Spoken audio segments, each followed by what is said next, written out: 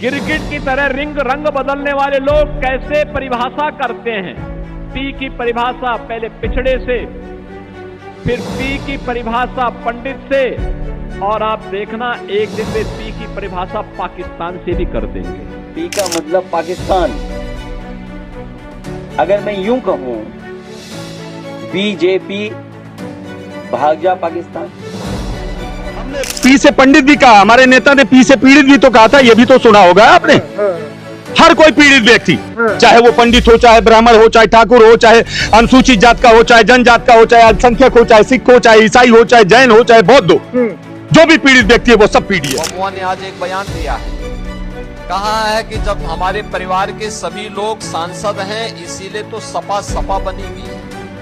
हमने कहा अब सपा इसलिए सपा है क्योंकि जनता उसको अगले चुनाव में साफ ही कर देगी। हमेशा परिवारवाद की बात मत कीजिए। जो है परिवारवाद में जो भी योग्य व्यक्ति होगा चुनाव लड़ेगा। हमने किसी को मना किया क्या कि आप अपने परिवार के लोगों को चुनाव न लड़ाएं? क्षमता होनी चाहिए चुनाव जीतने की। उत्तर प्रदेश में आगामी चुनाव को लेकर समाजवादी पार्टी तैयारियों में जुटी हुई है। समाजवादी पार्टी का कहना है कि भारतीय जनता पार्टी की सरकार जब से उत्तर प्रदेश में आई है लगातार महंगाई, बेरोजगारी, तमाम चीजें बढ़ गई हैं, जनता परेशान है। हमारे साथ बातचीत करने के लिए गोंडा की धरती से रईस अहमद जी हैं, प्रदेश सचिव हैं समाजवादी पार्टी में। बातचीत करते हैं और इनसे जानते हैं कि जहां एक तरफ भारतीय जनता पार्टी दावा कर रही है कि देश में, प्रदेश में जनता खुशहाल है, किसी को कोई दिक्कत नहीं है, क्या कुछ सच्चाई है? इनका आरोप है और वो कहते हैं कुछ ऐसा है नहीं। तो ऐसे में बातचीत करेंगे और जानेंगे। बहुत बहुत स्वागत है नेताजी। आपके चैनल के दर्शकों का और आपका भी स्वागत है। जो है अभी 27 की तैयारियों को लेकर आप लोग जुटे हुए हैं, क्या लग रहा है 2027 में क्या होने वाला है? और आप लोग जनता के बीच में जाते तो किन मुद्दों के साथ जा रहे हैं? हम जनता के बीच में जा रहे हैं, वो अपने महबूब नेता और इस उत्तर प्रदेश के नहीं बल्कि पूरे देश के सबसे लोकप्रिय नेता माननीय अखिलेश यादव जी के कामों को लेकर जा रहे हैं। 2012 से 17 में जो उन्होंने काम किया है उन्हीं कामों को लेकर जनता के बीच में जा रहे हैं और भारतीय जनता पार्टी के कुरीतियों को भी साथ साथ में उजागर करने का काम कर रहे हैं। कौन से काम? जो परिवार के लोगों को सांसद बनाया, परिवारवाद फैलाया और यादव मुस्लिम का वोट लिया, सरकार में यादव मुस्लिम का काम किया, अब बाहर हैं तो पीडीए चिल्ला रहे, यही काम बताने जा रहे हैं? काम बताने, देखिए हम आपको बता सकते हैं जो है कि हमारे नेता ने सरकार बनने से पहले कहा था, युवाओं से कहा था, नौजवानों से कहा था कि बनाओ नौजवानों हमारी सरकार उत्तर प्रदेश में, और हम उत्तर प्रदेश को हाईटेक बनाने का काम करेंगे। हम सभी जो है युवाओं को जो इंटर पास करेंगे उनको हम लैपटॉप देने का काम करेंगे। उत्तर प्रदेश में आप सबके आशीर्वाद से, जनता के आशीर्वाद से सरकार बनी भी और जब सरकार बन गई हमारी उत्तर प्रदेश में तो हमारे नेता ने 20 लाख लैपटॉप बांटने का काम किया। और जब लैपटॉप बांटने का काम किया तो उसमें कोई फार्म में कॉलम नहीं था कि हम ठाकुर को, ब्राह्मण को देंगे या मुस्लिम को देंगे, यादव को। कहीं ऐसा कोई कॉलम था क्या उसमें कि नहीं हम मुस्लिम और यादव को लैपटॉप देंगे?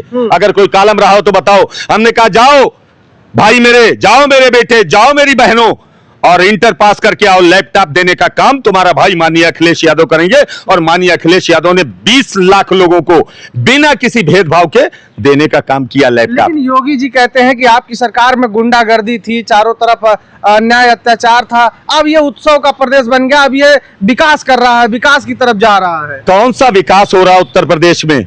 उत्तर प्रदेश में हमारे नेता ने जो काम किया 2012 से 17 तक, आप देखिए तमाम एक्सप्रेस वे बनाए जा रहे हैं, आज ही गड्ढे हो जा रहे हैं। और बनाया था माननीय अखिलेश यादव जी ने 2012 से 17 तक में जो है एक्सप्रेस वे बनाया था। यही लखनऊ से आगरा एक्सप्रेस वे देख लीजिए, कहीं गड्ढा आपको दिखाई नहीं पड़ेगा। नेता ने हमारे काम किया था। नेता ने काम हमारे इतना कर दिया था कि उनका जितना काम है वो जनहित में होता था। कोई पेंशन नहीं मिलती थी आम गरीबों को जो है। और उत्तर प्रदेश में जब हम आए, हमारी सरकार बनी, माननीय अखिलेश यादव मुख्यमंत्री बने तो उन्होंने 50 लाख लोगों को समाजवादी पेंशन देने का काम हमारे नेता ने किया, महबूब नेता ने। है कोई भारतीय जनता पार्टी की योजना? बिल्कुल आपके काम का कोई तोड़ नहीं है। आप लोग जो है कब्रिस्तान की बाउंड्री बनवाते थे, आप लोग मुसलमानों को बढ़ाते थे, यादवों को बढ़ाते थे, अन्य लोगों का हक अधिकार खाते थे। इससे अच्छा और क्या काम है? शायद आपको जानकारी नहीं है इस चीज को गांव के धरती पर जाके सर्वे करना, जो आप कह रहे हैं कब्रिस्तान की बाउंड्री बना रहे थे हम, मैं आपको 10 ग्राम पंचायत का नाम बता दूंगा।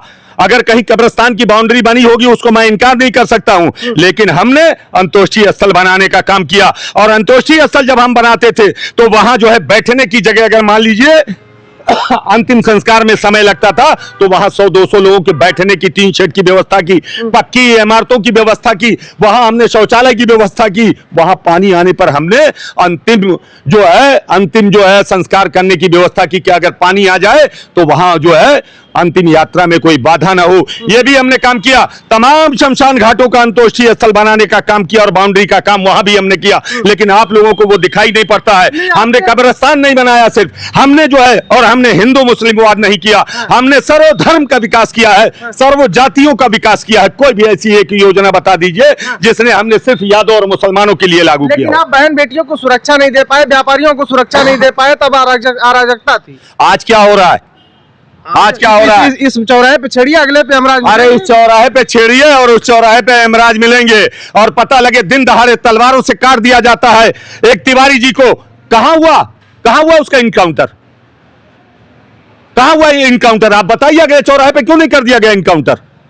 दिन दहाड़े सरेआम तलवारों से काट दिया गया। जब बुलडोजर चलता है और इनकाउंटर होता है तो आप लोग कहते हैं फेक इनकाउंटर है। देखिए, कानून का राज होना चाहिए। कानून सजा देने के लिए अदालतें बनी हैं। जब अपराधी निडर हो जाए, कानून से न डरे, तो बुलडोजर और इनकाउंटर ही तो एक ऑप्शन बचता है। आप ये कैसे बता सकते हैं? ये अदालतों की अवहेलना कर रहे हैं आप। अदालतें इसीलिए बनाई गई हैं कि कानून का राज हो, वहां सारी चीजें कानून के स्तर से, सजा किसी को मिलनी है तो कानून के स्तर से मिले। लेकिन देखिए, आप बता रहे हैं कि सपा राज में गुंडागर्दी थी। वो तिवारी जी थे आपके, यहीं जो है पुलिस वालों ने हत्या कर दी थी कि नहीं कर दी थी? गोलियों से भून दिया था कि नहीं भून दिया था? उनको रात को जा रहे थे जो है गोरखपुर में सरेआम तिवारी जी को भून दिया गया, इंजीनियर को उठा लिया जा रहा है। आप देख रहे हैं तमाम वीडियो वायरल हो रही है। अभी बनारस के जिला अध्यक्ष की वीडियो वायरल हो रही है जो है, देख रहे हैं जो है कि वो इलाज कराने गए थे, करोड़ों रुपए की उसकी जमीन लिखा लिया जो है आयुष्मान बनाने के नाम पे। आप लोग दावा कर रहे हैं कि हम 2027 में सरकार बना लेंगे, और आप भी लोग कह रहे हैं कि जब परिवार है तो पार्टी बची है, तो परिवारवाद करेंगे तो सपा साफ हो जाएगी। आज योगी आदित्यनाथ जी ने कहा है, इसीलिए जनता आपको 27 में साफ कर देगी। ऐसा देखिए, जिसके पास परिवार होगा, जिसके पास परिवार होगा वही तो परिवारवाद करेगा, और जिसके पास परिवार ही नहीं होगा वो क्या बात करेगा जो है।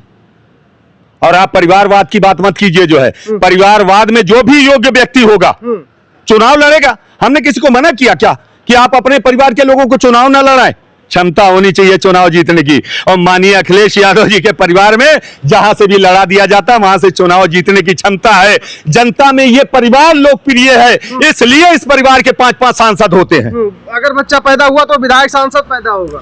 बच्चा पैदा होगा, अगर उसके संस्कार अच्छे होंगे तो वो जरूर विधायक बनेगा। जनसेवा अगर उसके अंदर होगी, जनसेवा का उसके अंदर जज्बा होगा तो वो विधायक होगा। आपके घर हो, चाहे माननीय हमारे महबूब नेता के घर हो, और चाहे किसी और नेता के घर हो, उसका जज्बा होना चाहिए, उसके अंदर आस्था होना चाहिए जनता के प्रति, जनसेवा का जज्बा होना चाहिए, तो वो विधायक जरूर बनेगा, सांसद बनेगा। इसमें अभी एक प्रदर्शन चल रहा है जंतर मंतर पर आरक्षण के विरोध में। आरक्षण को जो है वो बता रहे कि उसको सही किया जाए। आपके राष्ट्रीय अध्यक्ष जी ने आरक्षण का समर्थन किया है, लोग नाराज हो गए। जिनको आप पीडी मतलब पंडित बता रहे तो बिल्कुल गरिया रहे हैं। देखिए, ऐसा है, पी से हमारे अध्यक्ष जी ने कोई पंडित गलत नहीं कहा। आज समाजवादी पार्टी में और पीडीए में हमने पी से पंडित भी कहा, हमारे नेता ने पी से पीड़ित भी तो कहा था। ये भी तो सुना होगा आपने। हर कोई पीड़ित व्यक्ति, चाहे वो पंडित हो, चाहे ब्राह्मण हो, चाहे ठाकुर हो, चाहे अनुसूचित जात का हो, चाहे जनजात का हो, चाहे अल्पसंख्यक हो, चाहे सिख हो, चाहे ईसाई हो, चाहे जैन हो, चाहे बौद्ध हो, जो भी पीड़ित व्यक्ति है वो सब पीडीए है। हाँ, पीडीए साथ में। हाँ, पीडीए साथ में, और पीडीए साथ में, और पीडीए ही सरकार बनाने जा रहा है। 2027 में माननीय अखिलेश यादव जी को मुख्यमंत्री बनाने जा रहा है। बन जाएंगे, बिल्कुल निश्चित ही बनेंगे माननीय अखिलेश यादव जी, हमारे महबूब नेता, उनके कुशल नेतृत्व में। और हमारा नेता तो वैसे 2024 में जो है वो उत्तर प्रदेश की नहीं बल्कि पूरे देश की 3 नंबर की पार्टी उत्तर प्रदेश की जनता ने बना दिया। हार जाएंगे तो कहेंगे ईवीएम का दोष। नहीं, हारने वाला कोई सवाल ही नहीं है। दोष तो हम कहेंगे, अगर दोष तो वो हमेशा है और दोष रहेगा। बैलेट पेपर से चुनाव कराने में क्या दिक्कत है? आइए ना बैलेट पेपर से। हम कह रहे हैं आप बहुत ईमानदार, समय और लागत ज्यादा लग जाएगी। समय और लागत ज्यादा कुछ नहीं लगेगी। तमाम देशों में हम कह रहे हैं जिसने बनाया जिसने बनाया इस ईवीएम को वहां भी जो है बैलेट पेपर से चुनाव हो रहा है। उठा के देखो, सर्च कीजिएगा गूगल को। पत्रकार महोदय, आप जर्नलिस्ट हैं, आपको जानकारी होना चाहिए। अमेरिका जैसा विकसित राष्ट्र जो है वो बैलेट पेपर से चुनाव करा रहा है। अभी तमाम देशों का मामला आया कि इससे चुनाव कराना सही नहीं, ठीक नहीं है। तो क्या अपने यहां नहीं? आप पेड़ का हवाला देते हैं। हमारे देश से ज्यादा पेड़ कौन से देशों में है यार? हमसे ज्यादा क्षेत्रफल किसका है जो है? चलिए ठीक है। और बैलेट पेपर से चुनाव होना चाहिए। और अगर जनता मांग कर रही है, नेता मांग कर रहे हैं, तो बैलेट पेपर से चुनाव करवाना चाहिए। ये जनहित में होगा। ठीक है।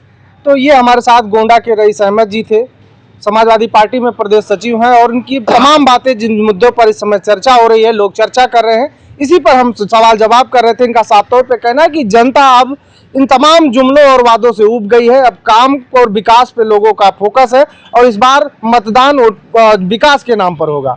अब क्या होगा ये वक्त बताएगा। इस वीडियो में इतना ही। नमस्कार।